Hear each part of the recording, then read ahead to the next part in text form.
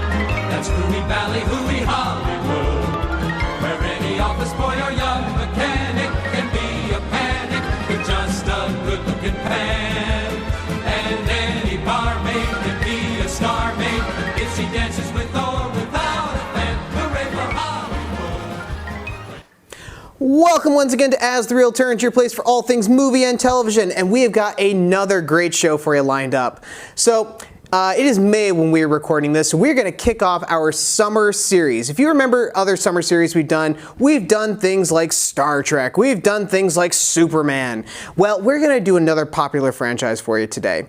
Ever since the 1950s, these characters have been around, and they have just been growing in their own franchises and in different ones as well. But we're going to focus just mainly on the main crew throughout the summer. We're going to be talking about the Muppets. Hello.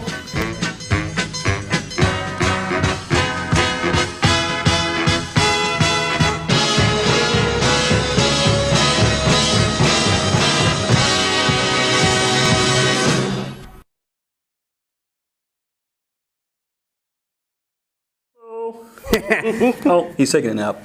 So yes, we were talking about the Muppets today, and May here is going to be the part one. So we're going to focus on, and when I say the Muppets, first of all, yeah, we're going to focus on Kermit and Co. So, you know, anything regarding like Sesame Street, Fraggle Rock, and any other Henson properties, they'll be mentioned throughout, but we're just going to focus mainly on anything that is called the Muppets. And May is going to focus on kind of where, you know, their first show, their first trilogy series, and then another thing that was a little bit weird, I'm not gonna lie. Anyway, and also you can tell probably it's summertime. I've already got, these lights must be so bright, I'm getting burned off the lights. That's the problem. But, you know, that's okay. I'm still gonna do the show, and I'm not alone this time. I've got some great friends with me. I got my friends Sonny and my friend Ryan. Guys, how's it going? Here. Oh, you know. Been a day. It's been a day, I can tell you that, yeah. Well, guys, thank you so much for coming on the show, and that means a lot this time because I'll be honest with you. I can have any. Sonny, you and I, we did Back to the Future, and we had 3 people on this desk. A joy to be back, by the way. Thank you. Yes. Happy to have you both back. And then Ryan, you know, you were here last time we did slashers, and so it's nice to have you not trying to kill me this time. Oh, I was the one after that. Yeah. Right? Yeah, I remember now. But here's the thing. I can have so many people on this show, and yet nobody seems to know anything about the Muppets. For shame. What's up with that? I don't know. I mean, we have a certain company to blame, but I'm sure we'll get into that. Oh, yeah, well, that might be true, yeah. Anyway, let's get right into it. So, like I said, one of the things we're actually going to touch up upon is the very, you know, beginnings of said Muppets. You know, the creator, the brilliant mind, Jim Henson. Yes, absolutely. He was. Rest in peace. Yes, yeah, terrible, terrible tragedy. What happened to him? You know, was it 1990? I want to say it was. He started out. He tried to make these Muppets of his, you know, mainstream and prime time. And he did have a show in the 50s. It was called Sam and Friends, and that's kind of where this guy kicked it off right here. This little green guy, Kermit. Who's he? Yeah, who's he? Yeah. He's going to keep falling. He doesn't want to stay put. He does man. not want to stay He's put. really He's tired. overworked. He had an all-nighter. Well, if you've been working since the 50s, you'd be tired too, let's be honest. Can't blame him. You see what I tell what I tell you. Anyway, yeah. So Sam and Friends was kind of the kickoff of the Muppets, and you know, it was educational a little bit, and it was a little bit of, you know, it wasn't brilliant by any means. And also, Jim Henson worked on commercials such as like Wilkins Coffee, which, if you're a fan of the Nostalgia Critic, you know about Wilkins Coffee and how violent they can be. Some of the funniest shorts I've ever seen. They are. Well, they're so violent. I love when he threatens the audience. Yeah. I know. Oh, there he goes. Just leave him for now. Guy. He'll be fine.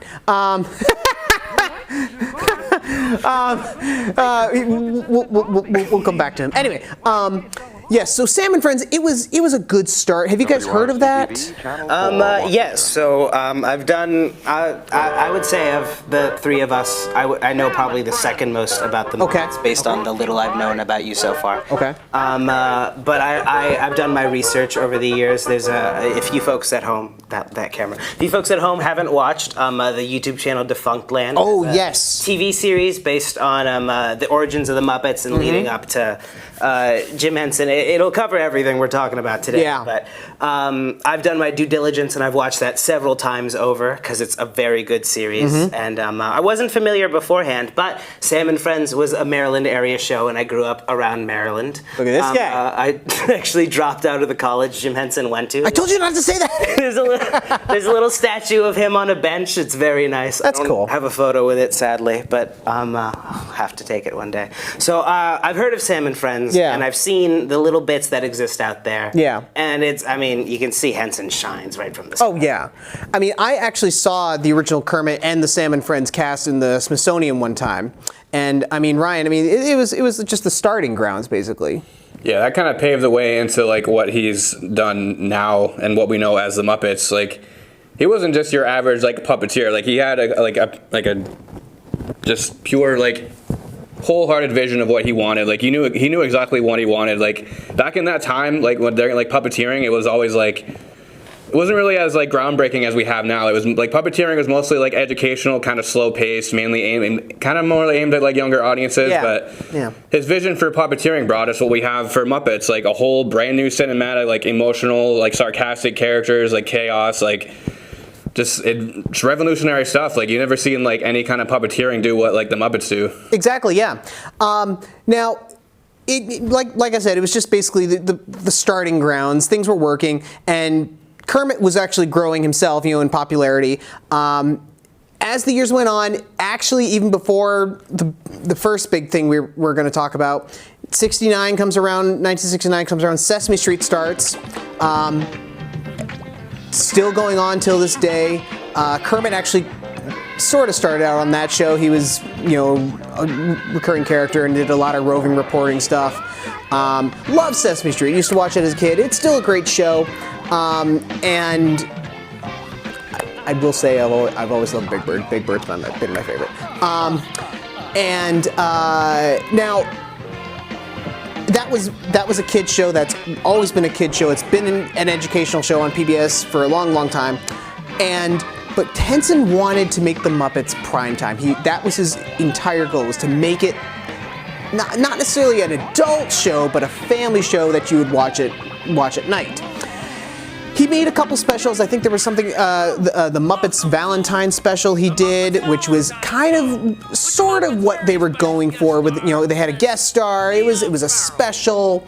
But the real thing that Henson did was he made a kind of closed-in pilot for the Muppet Show, and I kid you not, this is the title: Sex and Violence. That's the title, Sex and Violence. Now, what Sex and Violence actually was, it was just basically like a compilation of these mini segments, all centered around a beauty pageant for the 7 deadly sins. And Kermit wasn't even the star. It was Nigel, who, if you notice in the Muppet Show, he's the conductor of the orchestra. But Sex and Violence. Was he just really trying to get the censors' attentions? I think it's it's a little bit of he wanted to prove that puppets aren't just for kids, and also it's a little bit of like you look in your TV guide and you see sex and violence and you think, wow, that's got my attention. Exactly. Yeah, basically just trying to bring more attention to, just puppeteering and stuff that he does in general. And That's fair. I mean, like, look at this thing. Does this say sex and violence to you? No. I mean, That's what I thought. I don't know about you guys, but I'm feeling some things right now. Anyway, sex and violence did work, though, and Henson and his production company, they went all the way to England, and they started production on what would be one of the best variety shows ever, The Muppet Show. Here we have, I think it's the later intros for it. Yes, The Muppet Show. It is a great show. It lasted 5 seasons. It ran on CBS. And what the idea was is that every show would have a special guest star.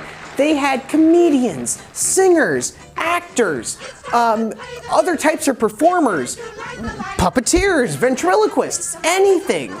And it was all done to make it look like they were performing a variety show. And there's good old Waldorf and Statler. And yeah, and this would be the intro for the 3rd season onward. There was a little bit of a difference between intros. And I should preface this show by saying, good Lord, I hope the company that owns the Muppets now doesn't come down on us. I was just thinking that. Yeah. I have a feeling you're gonna. I'm looking at you, mouse. I'm looking at you. Anyway, my point though is that the first intro would be different because Kermit would actually come out on stage. He moved from Sesame Street to this, and he would do like a little introduction of the guest star in the theme song, and then they'd do that. And then they replaced that with Waldorf and Statler doing their classic, why do we always come here type of Hey, have I got an opening joke for you tonight? You're gonna love this. This sugar hard. To introduce our guest star, that's what I'm here to do. So it really makes me happy to introduce to you Miss Juliet Prowse.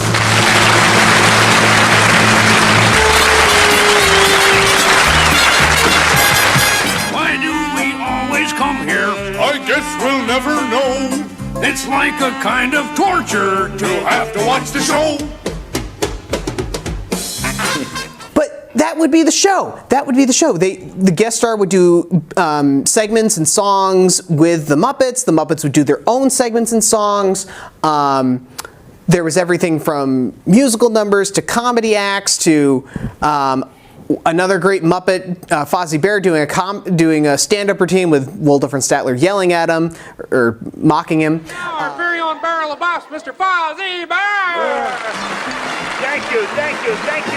Time for fun with Fozzie Bear. Here's some jokes from everywhere. Hey, it's that silly bear. It's time for the audience to go elsewhere. If you don't mind, I'll do the jokes. We don't mind, but when are you gonna do them? Pay no attention to them, folks. They don't bother me. I can handle hecklers in my sleep. Oh, well, don't tell that to the audience. They're asleep too. Oh, yeah? Yeah. Oh, yeah? Yeah. Oh, yeah? Yeah. Oh, yeah? Yeah. Listen, I'm going to tell you my best joke, and if you don't laugh, then I'll never come back out on this stage again, okay? It's a deal.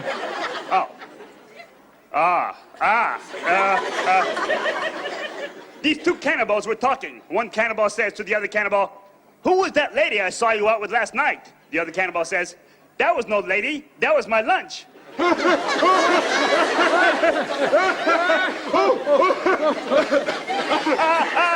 got you, and I lied. That was my worst joke. Oh, I love me when I'm good. Pacing, timing.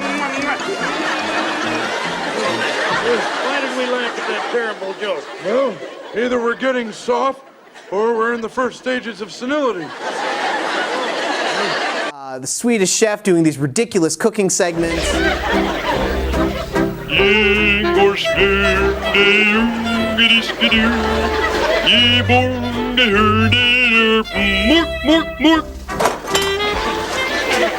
is doing the before the chocolate mousse.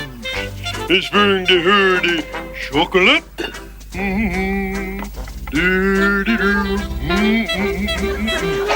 Yum yum yum with the chocolate. It's doing the good chocolate. Or no, the mousse. Mousse mousse. The mousse. And good. The chocolate or the mousse. Wait a minute. Enough. Stop hurting. It's fairly hurdy. And more and more and more. And so, Ryan, what was the appeal of the Muppet Show? Why did this work? So, I have a bunch of notes here so I don't lose track. Notes, people. He brought notes. The most prepared. I need to keep track. Yes. If you let me get carried away, I can go on for hours. Okay. But basically, like the whole Muppets show, like, whether it be like the original show or even the movies, have a very clear theme. Yeah. Like everything is all handmade. Like there was no CGI. Nothing was made by a computer. Any kind of like flaws or imperfections or anything like that just made the show kind of feel more alive because it's just all like nothing CGI, nothing. It's all handmade. Everything from the production to just the Muppets themselves, and all the sets were all handmade, and it's just really, really cool in that aspect.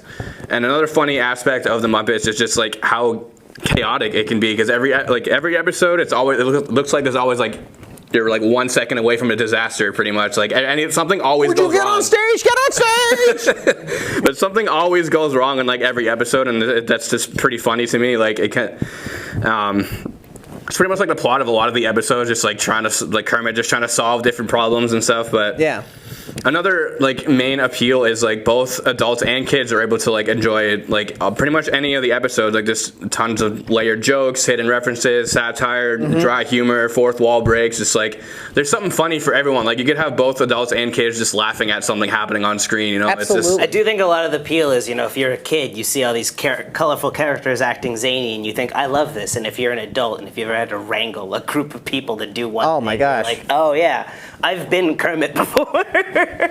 And like the intro, just the opening intro to the show is like just kind of sets the tone for like the whole series, honestly, because you got like loud, over the top, different theatrics, people fighting for attention, organized panic, there's the show structure is interesting too because you got like part variety, part comedy, part musical, and then like sometimes like backstage shenanigans. And, it all kind of just blends in together really well. Which I love the fact that like backstage is like if we're the audience, we get like a bonus seat backstage because if you were an audience member at the Muppet Show, you would only stay in the auditorium.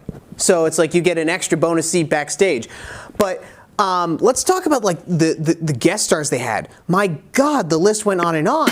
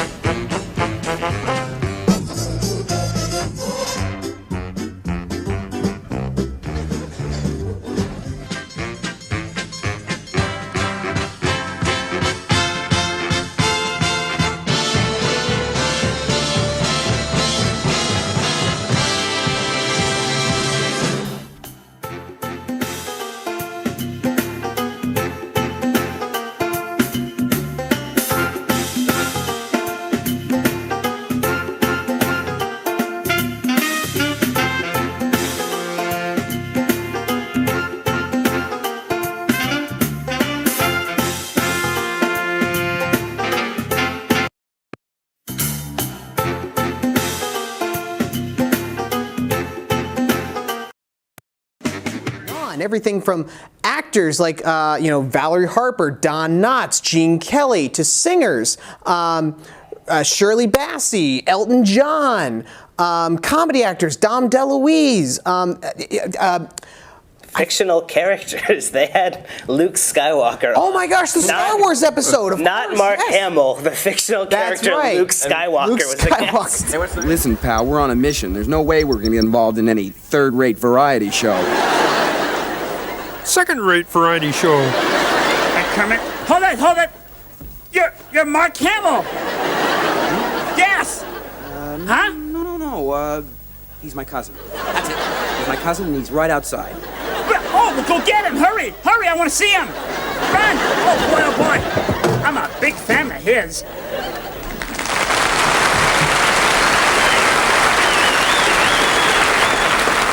Hiya, Fozzie. Oh, wow. Hey, you know what? You get to be the guest on this very show, right, Kermit? Oh, well, maybe. What do you do, Mark? Oh, well, I've been known to do impressions. Hey! Who do you do? Oh, well, I just love impressions. Ah. Oh, I just love doing them. Ah. Terrific. Who do you do? Maybe I just better The see. cameos is that like nothing ever felt forced either. Like they all kind of felt like just a part of the episode, you know? Yeah. There are some that I'm shocked that didn't go on the show. Maybe they just felt like, oh my gosh, I could never be seen with felt puppets. But yeah, no, there's like I want to say they're French. Is a group called the Mummenschanz. They were like weird acrobats, and they did a weird thing with like a weird clay mask type of a thing.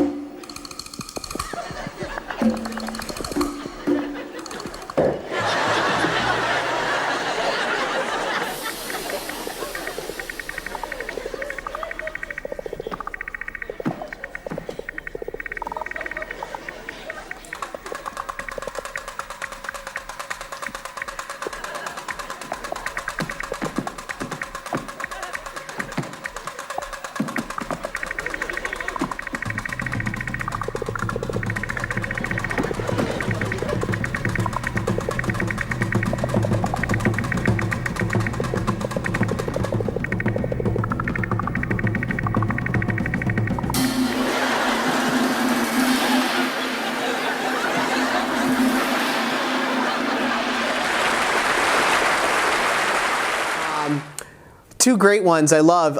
They had Superman, Christopher Reeve on. Oh, it's Christopher Reeve!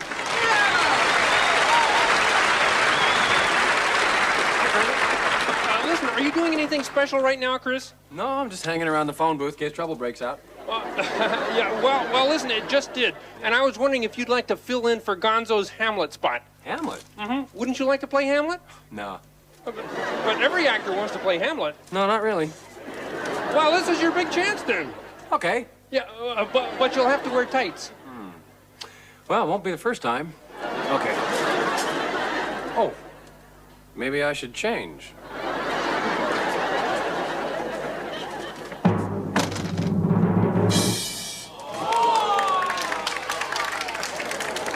I am ready. You may introduce me, my good frog. Yes, sir. Right. And the episode right after it was Linda Carter, Wonder Woman, who, great singer, by the way. She can sing.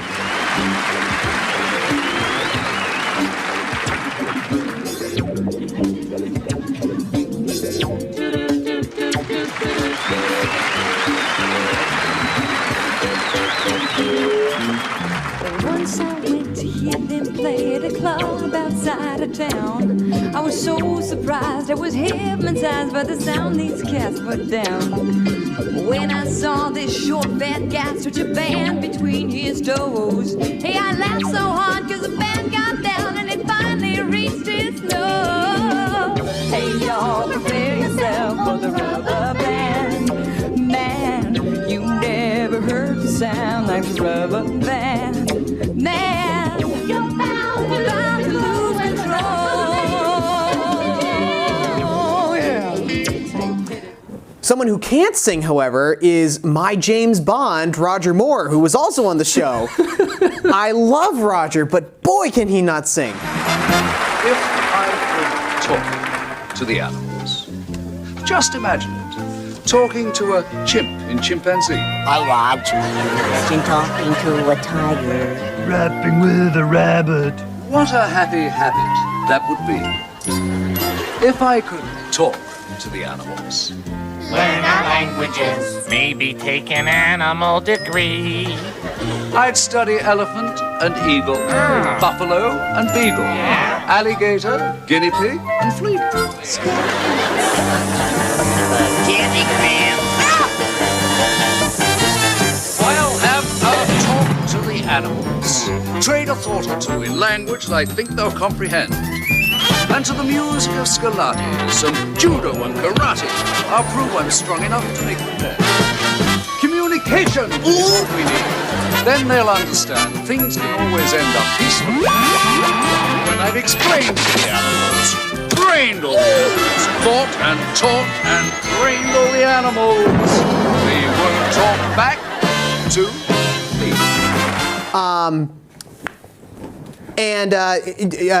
I've heard things about Gene Kelly's performance. Now, Gene Kelly, of course, being big musical song and dance man.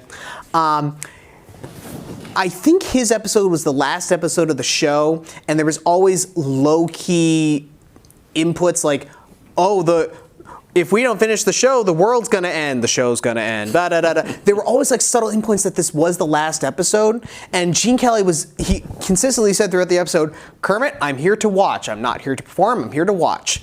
And the very last bit of the episode is they recreate his Singin' in the Rain set. And you hear the music, and all Kelly does is he walks out on stage, has an umbrella in his hand, he smiles, and then walks off. That's it. That's it, and that's brilliant. Kermit, you were really hoping that I do Singing in the Rain, all right? No, absolutely not. The thought never crossed my mind.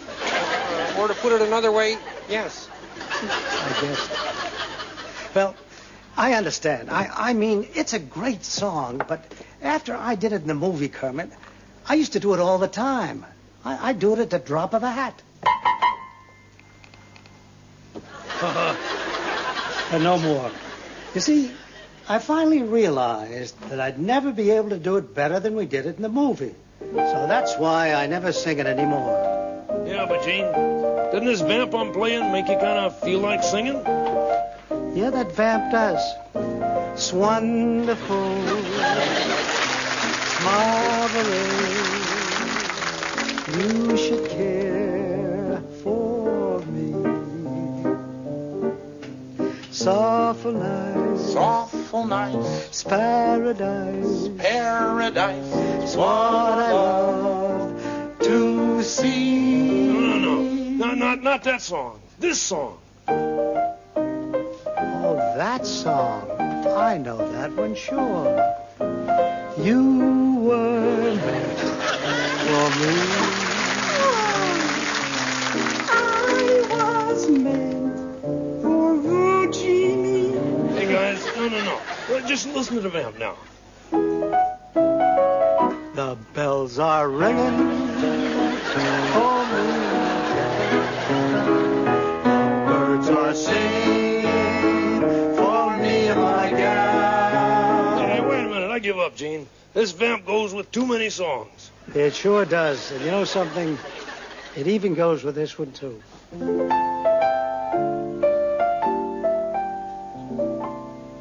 I'm singing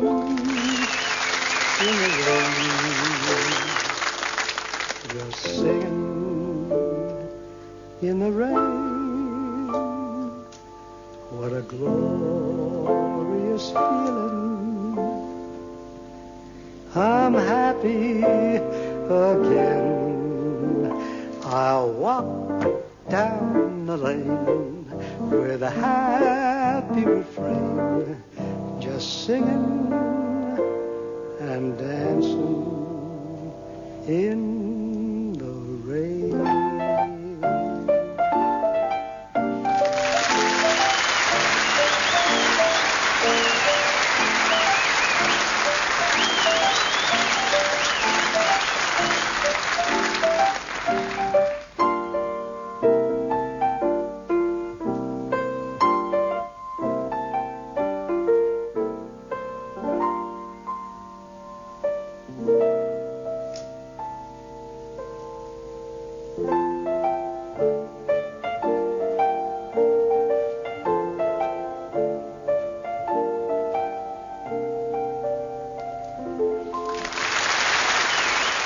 They also had like Loretta Swit, who was Hot Lips from MASH. The list goes on and on and on.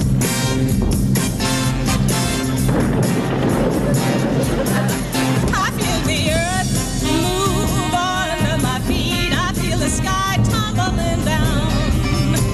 I feel my heart start to tremble whenever you're around.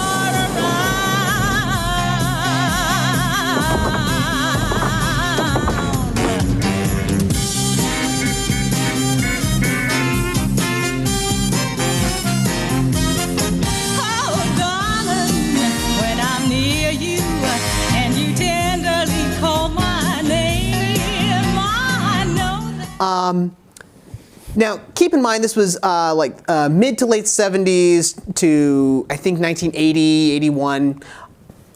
Is there, but in that time frame, is there anyone that you think should have been on that show or should not have been on that show? Like, oh my God, what are you doing there? Or, no, that would have been a great pick for that show. That's a great question. I mean, I think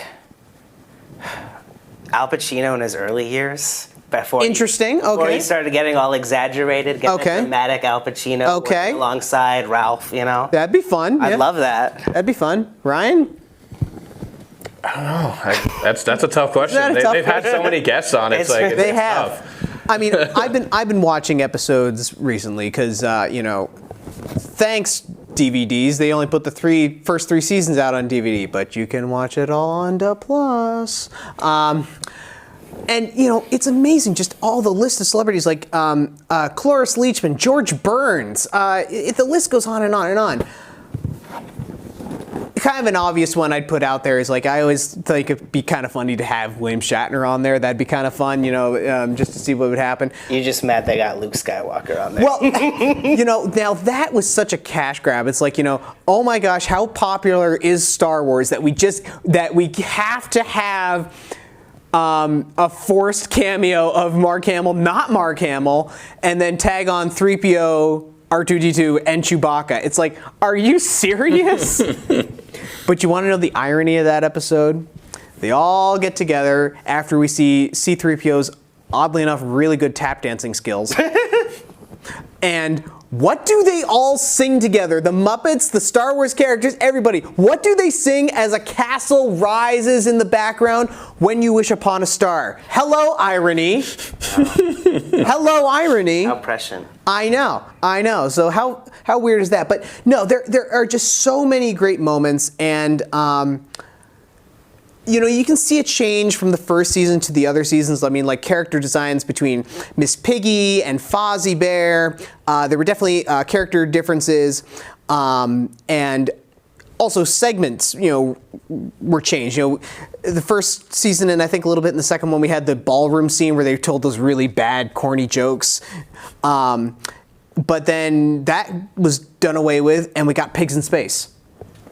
Pigs in Space. I mean, come on, sorry, Pigs in Space. Anyway, any other thoughts here on the Muppet Show? I mean, just brilliant. Just one of the best examples of group comedy. Yeah. Writing, everyone coming together to create a thing. I mean, geez, how many episodes are there? The fact that they could consistently put it out. Oh yeah. Crazy. Oh, yeah. I think what makes the Muppet Show work so well is just the dynamic cast of characters. There's so many different characters. You got Kermit, You know, he's the leader. He's relatable. He's always trying to fix people's messes. Always tired. You know, I feel that.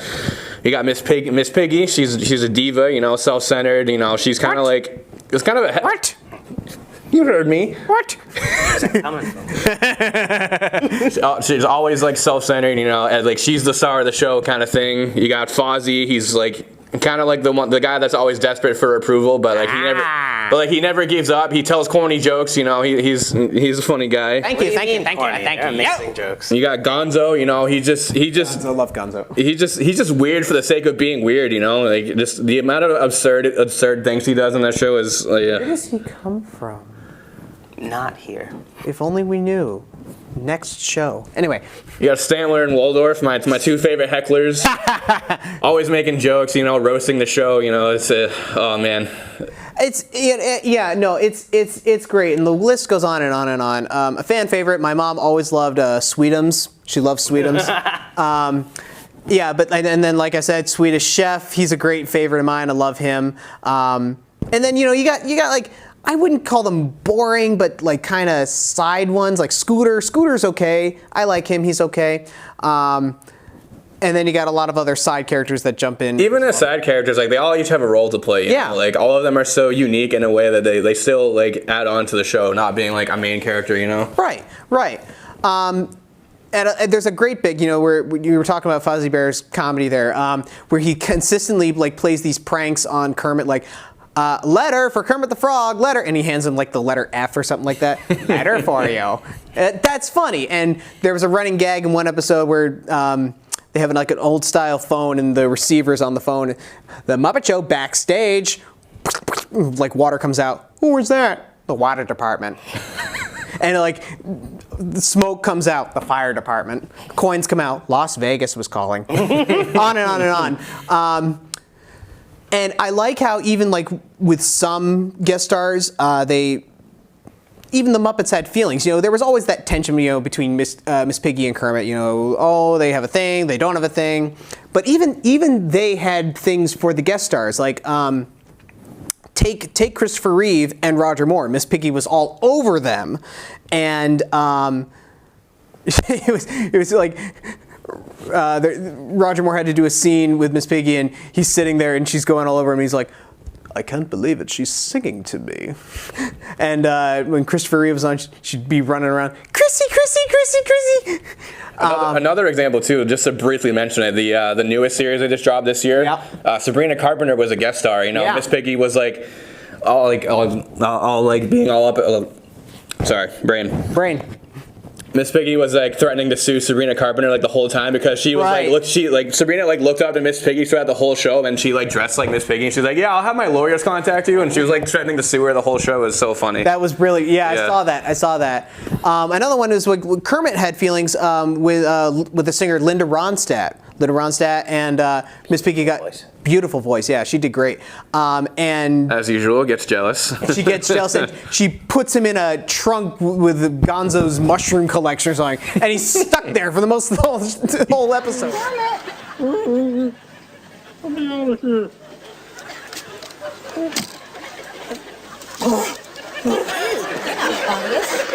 I'm sorry about the smell. You're Kermit the Frog.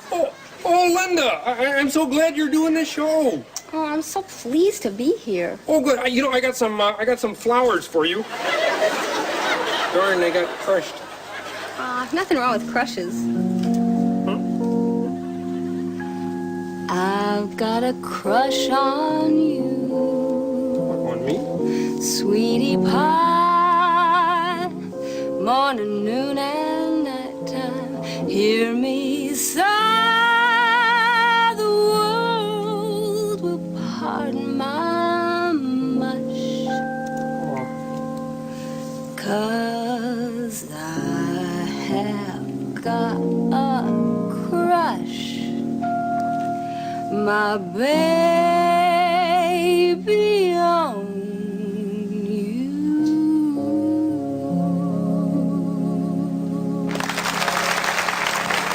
I don't know what to say, Linda. Well, maybe I better go get dressed for my next number. Oh.